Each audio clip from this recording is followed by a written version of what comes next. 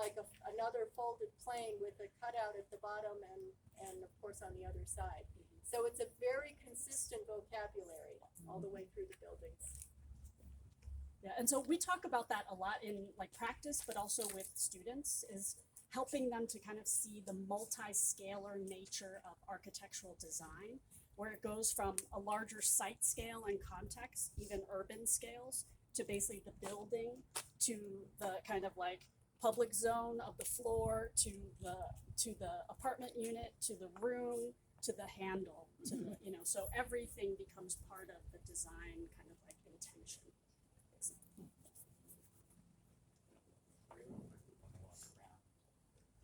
Can we get in from the other, from like that side or no? I can go through and. Bruce has a good key, I saw you. Okay, yeah, we'll go. Mine only opens one door. Right out here, where this small tree is, was a 54-inch diameter live oak. So if you can imagine, instead of this relatively small tree, a giant tree, it's bigger than this, was here, which, right here. It shows on the building plans because they were working around it, right?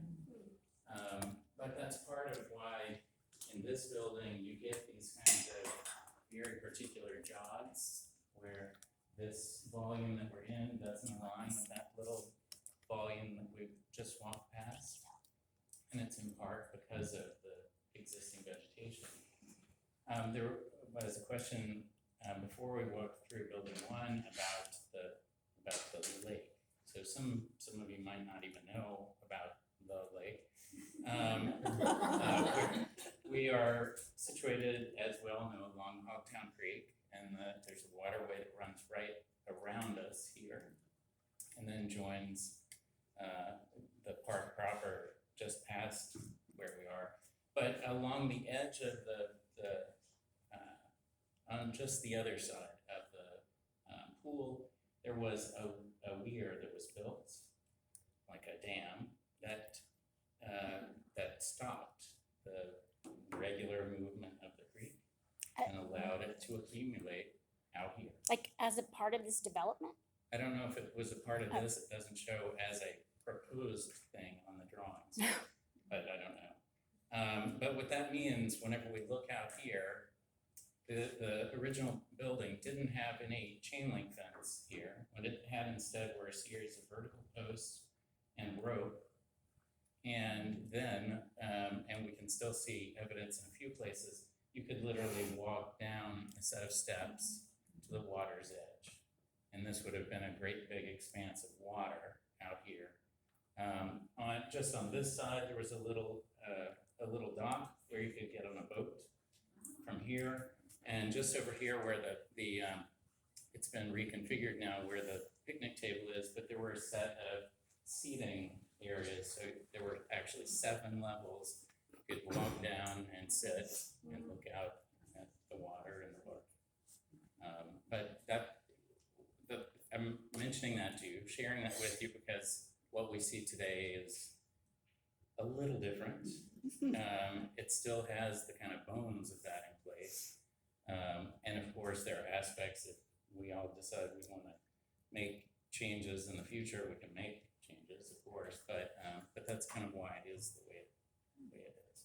Also, I just want to add to that is my understanding of why it has dried up is that it comes from the spring that is that the Elks Lodge owns, and that spring has kind of clogged up at this point. So it used to be an actual spring that was also their pool, and it doesn't run anymore, basically, is what I understand. I can add a little bit. I had a little picnic out there. Our former manager, Vaughn, told me that at some point the dam washed out in a big storm or something like that, and then emptied out, and then Gaineswood contacted the city to say, okay, we need to pull a permit for that dam again. And the city said, are you crazy? That was a wildcat dam, apparently. It was never officially installed.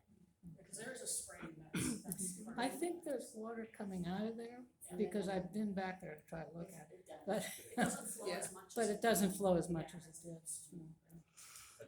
But it's a little aside about that.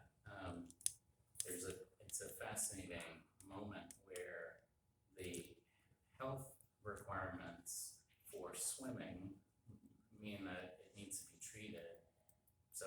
safe for people. Yeah. But the requirements for a natural spring are that it's not treated. And so these two things kind of, the concern for the environment and concern for the people kind of ran into each other. So that's why the pool has never been fixed. Because they're at odds, Mhm. essentially. We can't do both. So, I have two agenda items. One is to talk more about these buildings, but I'm gonna just interrupt and do formal introductions since we're all sitting. So I know it's a little bit, out of sequence, but I wanna make sure you understand how special it is that you've got these folks here with you today and that two of them live here with you. So Peggy Carr is a longtime friend of mine and colleague of mine. In fact, they're all former colleagues of mine. She is, as I say, a landscape architect. She has degrees from the University of Florida and North Carolina State. She's worked as a landscape designer for, among others, Riley, Glitch, and Fiber, who we think did the original landscape of this project, not during her time, but in any case. And most of her work at the University of Florida was as a researcher on large-scale mapping projects, where she focused on the relationship between population growth and ecological corridors. So she's one of a group of people who are responsible for much of the work that's been done in the last 20 years probably to preserve ecological landscapes for critters and for spring recharge and things like that. And in addition, she was the Associate Dean of the school at the College of Design, Construction, and Planning. And in that capacity, she was responsible for the university's first sustainability major, and actually the first sustainability major in the country. So she created a new SIP code, it's called, so she's extremely knowledgeable of that as well. She has been an urban design advocate in Gainesville. She's an avid gardener, and perhaps most of you will know her because with her husband David Carr, she operates Pearl Country Store and Barbecue.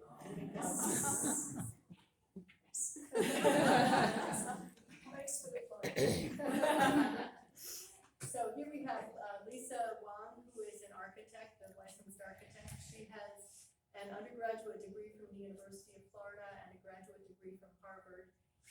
Kim was my third year undergrad. And I am just busting that pride. She worked for nearly a decade in Office Da, which is a very accomplished architecture firm in the Northeast that did many important projects that Lisa worked on. She teaches architectural design at UF and mostly through the City Lab Orlando studio, which is based in Orlando. And she also works in the East Asia study program? Yeah, so next week I'll be gone for 4 weeks, basically, so to take students, yeah. Her research is on materials and construction methods in relation to design intentions, as you can hear from some of her comments. And her book, Learning from Failure in the Design Process, Experimenting with Materials, was recently published by Routledge Press.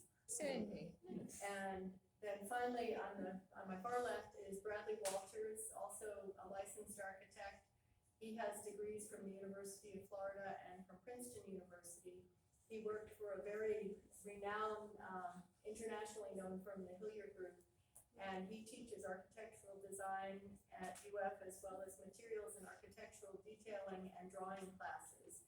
He's the Associate Director of Graduate Programs, and he holds the Edward M. Tierney Endowed Associate Professorship. And his research is on high-performance, zero-energy buildings.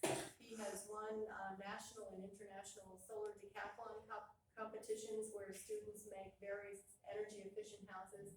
And because I follow him on Instagram, I know he just did a project working with a native village in Alaska, the Teonek village in Alaska. So just to say how very lucky you are to have these folks on your board of directors, it's pretty impressive. Well, building is We're incredible. just on the- Not on the board of Oh, directors. sorry. So, Hey, yeah. building and Sarah is facilities. on the building. I was gonna say building and facilities committee though, that's pretty Yeah. good, right? Yeah. Well, I'll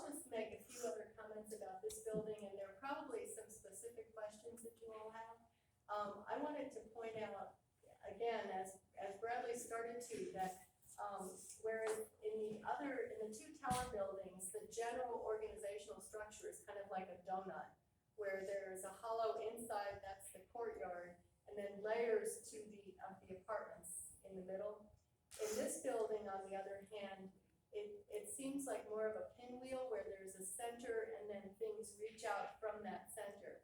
And so that's why it grabs the landscape the way it does, and it has also a lot of perimeter, but for different reasons. And then I wanted to just point to two other things. I talked about linear elements when we were outside. Also, look at the beams in here and how the beams land on columns that come down between the windows.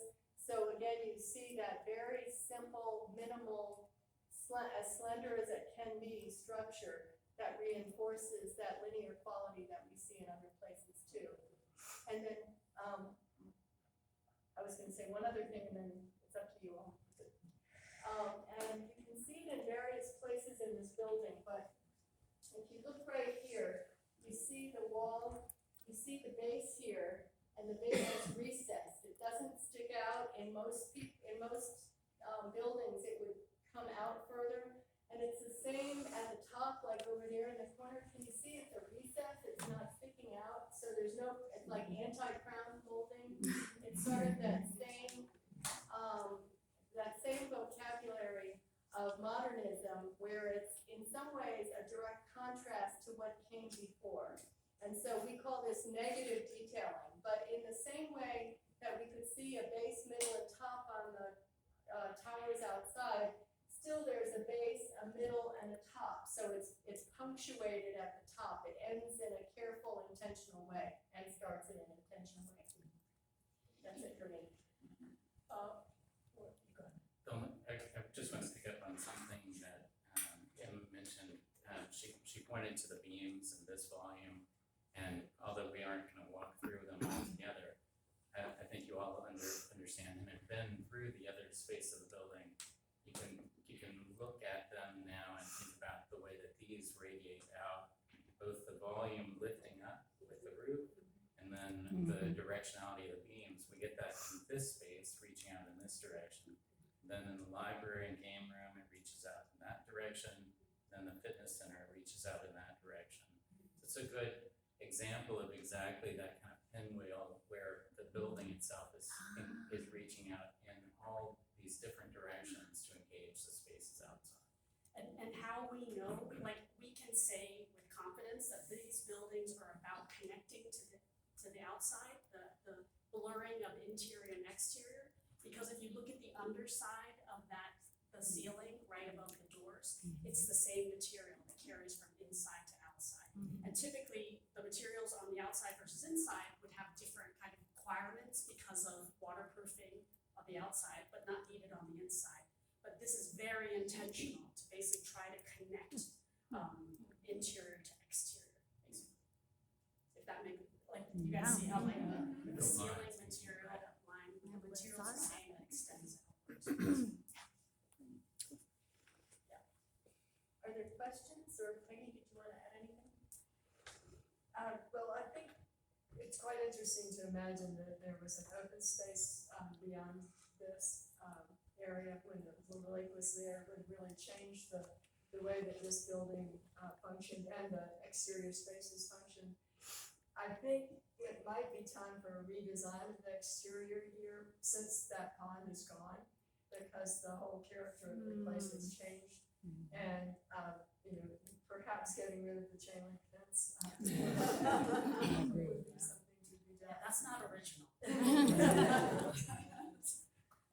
But one other point I wanted to make, we talked a little bit about the trees being saved, and that was certainly quite, I'm going to stand up because I speak softly, was quite an accomplishment. But one of the things that this whole project benefited from is at the time it was built, there was no requirement for stormwater management.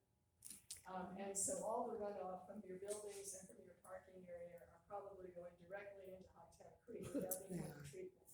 And of course, that would no longer be allowed.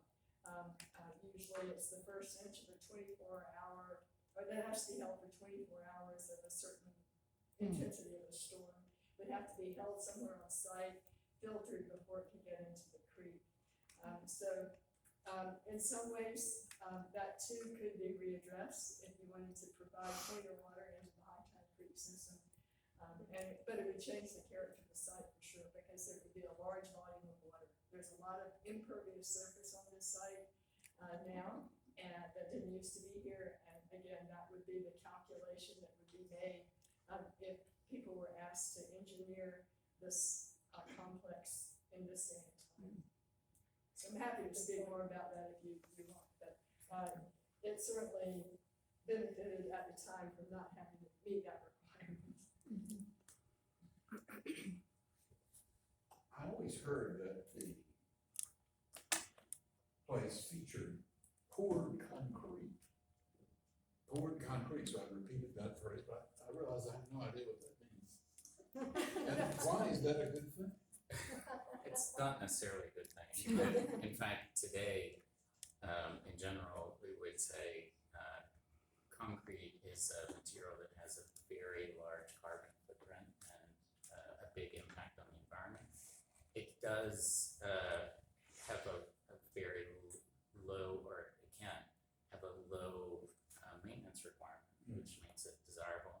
And this building is a combination of when we use the phrase poured concrete, or if somebody uses that, usually they're saying it's a cast in place concrete structure, meaning that there was a formwork put in place and liquid was placed in the formwork. As that material cured, then it becomes concrete as we know it. Versus precast, where it's done in a factory and brought in pieces. Right. So cast in place would be here on site versus precast off site. These buildings are actually, this building itself is a steel frame building, steel and wood frame building, primarily with a little bit of concrete block. Most of our other buildings are concrete block with some cast in place concrete. I would assume that it's good in part because it withstands hurricane. Absolutely, it's a superstructure material. Yes. Low And maintenance. it's fire resistant. Yeah, it's fire resistant, it can last a very long time, basically. When it becomes not sustainable is when you decide to demolish it, because that's the problem. So it's not, and in terms of superstructures that actually hold our buildings up, we're talking about steel, concrete, and timber primarily, right?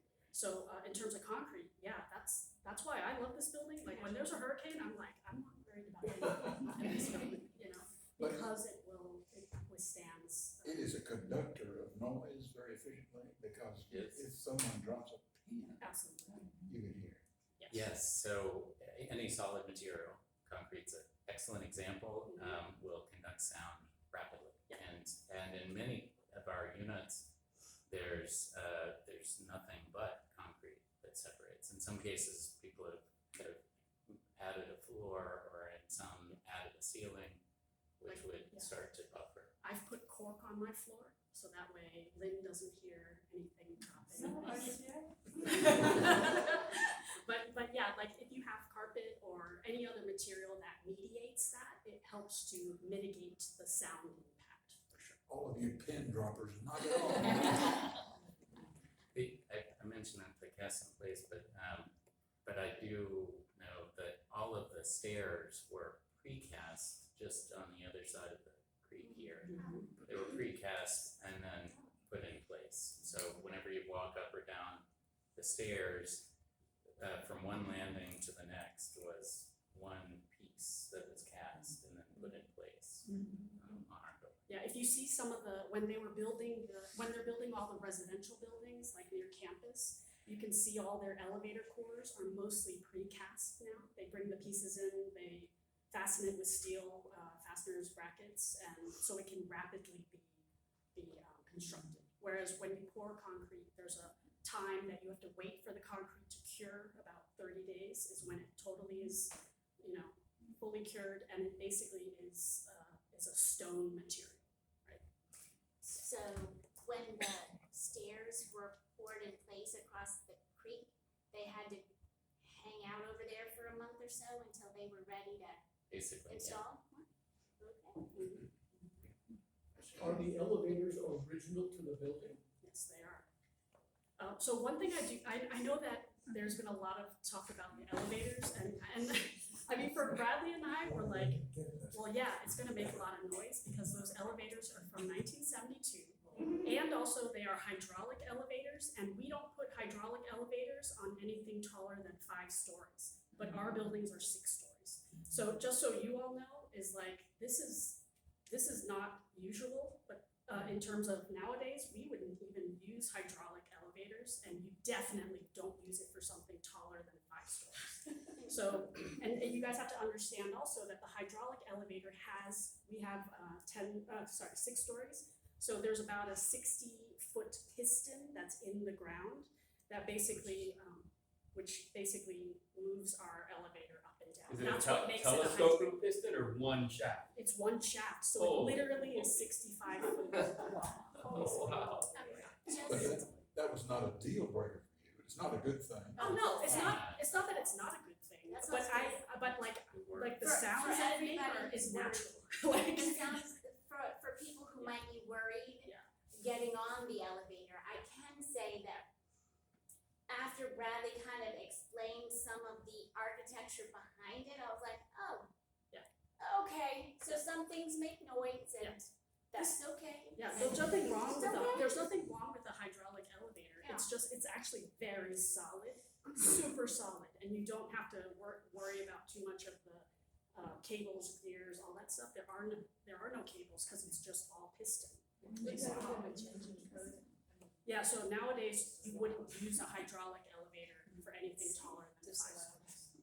So just so you all know, like, I know I'm not worried when I'm in that elevator. Like, I'm 50 years old now, and I know that there's parts of me that make noise too. Like, so that's 50 some years old too. I was born in 71, so if that elevator's from 72, I'm sympathetic to it.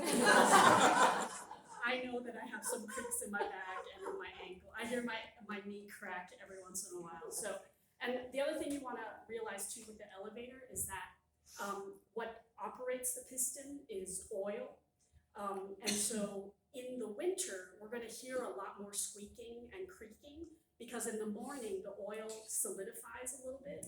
And so it takes some time for the temperature to warm up the oil, and so that's why it makes the creaking noise. So like, for me, that's when I notice the sound, is that it's always during the winter and in the morning. So just to let you all know, like, because I think like that has been a conversation, whereas the two of us are like, it's really unfair for the elevator to expect it to sound perfect. Because unless you want to replace the entire elevator, you know, so to me, that elevator is working exactly the way it should, and it's a hydraulic elevator, which is solid. So and you can't really, like, it's not the kind of elevator that if a cable breaks, you're gonna slide down because there's actually a piston. You know, so Are they there's a piston. expected to last another 50 years? Huh? Well, are they expected to last you another maintain 50 it, years? It's just maintenance, as long as we take care of it. Yeah, we have to take care of it. We have to, I mean, like everything in our buildings, they have to be maintained or some things have to be replaced, right? So the fact that our exhaust fans have been there, it's the same ones since 1972, those get changed every 20 years, you know, so Or they should be. they should be, you know, so there are certain things, but the elevator should last a really long time if we maintain it properly. And why is it bad to go above 5 floors?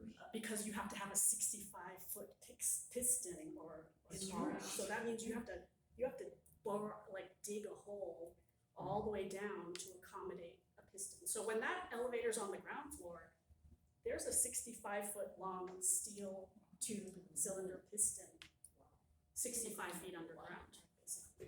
The other thing that we would be thinking about is speed, and whenever we go to taller buildings, usually, besides the limitation of the hydraulics, the traction elevators are gonna move much quicker. Hydraulics are always gonna be slow. And it's just the nature of the mechanism, it's gonna move slowly. So when we've been having trouble this year trying to get them serviced, is the technology part of the problem that it's Oh, no, we met with, the building facilities met with our new, the people that maintain it, and, they're supposed to come I forgot what it was, every month or every 2 months to come basically, check all the tracks and to kind of like work on that, so yeah. I think part of the difficulty we've had, not some of you have been a part of that history more than me personally, but I would just say part of the difficulty is that we are an unusual property in a small town. And there just aren't that many people that service elevators, and there aren't that many buildings that need elevators. And so it means that we're usually reaching out to Jacksonville, or Orlando, or somewhere else, because that's where they have elevators. Brandon, you were saying about the elevators, the main gentleman who comes is David, and he's very good. He has an official visit once a month, but he can come in once a week, because he said the elevators are so poorly maintained, he wants to check on it every week. He's a wonderful guy. Okay, so that's important, because that will, I was wondering, Lisa, you said, you were talking about symmetric and asymmetric being, mid-century modern, and then you said something about horizontal being a big feature of mid-century modern. yes. But what was it about the horizontal that really made it such a feature of the time? Yeah, a lot of the architecture, the horizontality was about connecting to nature. So this idea that there was a kind of extension of space that kind of continued all the way across, so that you would see much more kind of horizon type views of things, was one aspect of it, for sure. We see it in like the prairie houses of Frank Lloyd Wright in a very explicit way. But we see it here in this building with the glass corner and the room next to us. This room has these kind of solid corners, but often we'll start to open those corners to get the horizon. Question for Lisa. With the idea of intention. Now I wanna go back to the koi ponds. Yeah. And being a feature in each of the buildings. Was that with the intent of having the water, Yes, absolutely, yeah. the sound of the water? Yeah, well, I mean, basically, one thing we didn't talk about when we were walking around is that the way that building 1 and 2 work in the landscape is that building 2 is a little bit higher up, and building 1 is a little bit lower. And so if you all notice, there was a series of like 4 steps here and there that we walked on. The other thing you want to notice in the courtyard is that courtyard mimics that, is that you have a few steps that take you down to lower levels. So what the architect is doing, the intention, how we would read it, is that it's extending the landscape into our courtyard, right? So the idea of the koi pond is also at a kind of organic form to replicate, or to kind of like basically reference a lake or a pond in nature. And so, and then also the sound of it is critical in terms of being able to kind of, because it's in that courtyard, the reflection off of the concrete surfaces, that actually is super intentional to have that in there, so that way the concrete will help to reflect the water sounds, basically. So we do too, when it comes to the landscape, I think the water really affects the microclimate of the atria. And when you think about planting, you're always really concerned about microclimate. Which direction are you facing? Is it south facing? Is it north facing? Is there a lot of shade? Is there a lot of sun? What's the soil like? What's the existing vegetation like? And the water in those atria really help control the humidity. And I think that's one of the reasons that the primarily tropical nature of the plants that have been used in those areas has done so nicely, is because it really is a perfect microclimate for them. And some of the things we're thinking about is the way that the building is oriented with all that open wind that can come through. When it goes across the water surface, it helps to cool the sweet sauce.